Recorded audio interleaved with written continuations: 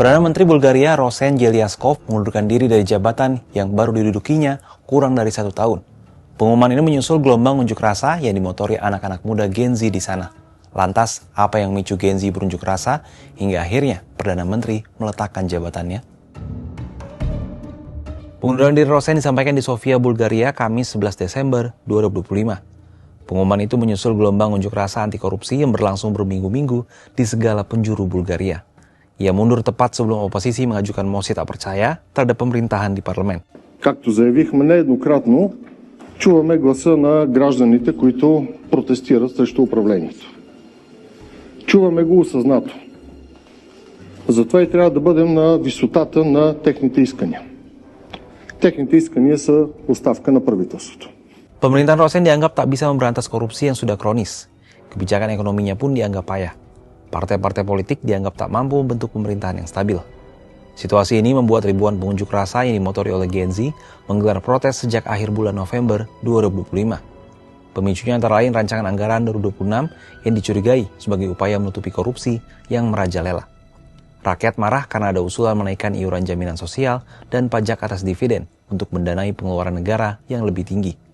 Pemerintah menarik rencana anggaran itu, namun rakyat masih marah dan unjuk rasa berlanjut.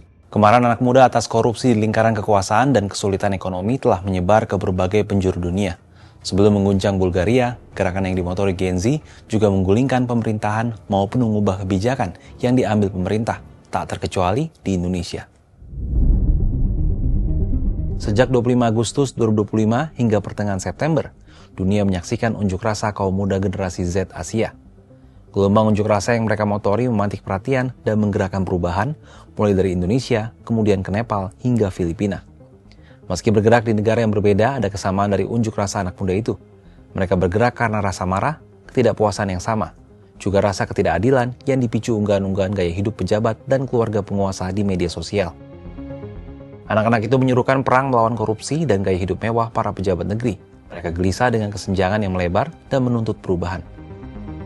Anak-anak muda Bulgaria mengaku terinspirasi dari negara-negara lain. Demonstrasi di Bulgaria adalah yang pertama yang berhasil menggulingkan pemerintahan di Eropa. Didi Subandi Ibrahim, peneliti budaya, media dan komunikasi di Universitas Pasundan dan Universitas Brawijaya mengatakan, unjuk rasa yang digerakkan oleh generasi Z di beberapa negara berakar dari akumulasi kekecewaan. Kekecewaan itu dipicu oleh berbagai faktor, termasuk kesenjangan ekonomi seiring lemahnya pengelolaan negara. Ia menambahkan, unjuk rasa di beberapa negara memperlihatkan bahwa lebih baik mengajak Gen Z berdialog ketimbang mencoba merepresi suara mereka. Represi hanya akan membuat gerakan-gerakan lain muncul. Tumbangnya pemerintahan Bulgaria menguatkan bukti bahwa Gen Z bukan sekedar penonton, melainkan aktor utama perubahan politik di Eropa, mengikuti jejak anak muda lainnya di Asia. Kalau sahabat Kompas, apa tanggapannya atas gerakan Gen Z yang kerap jadi motor perubahan di penjuru dunia?